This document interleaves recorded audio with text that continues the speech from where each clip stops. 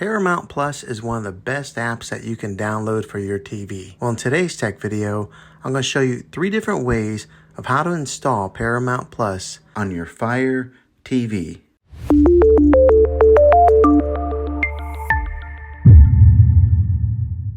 It can be really frustrating if you want to watch some of the great content that is on Paramount Plus and you find that your TV is unable to download it. If your TV is an older model of smart TV, then it could prevent you from downloading this app.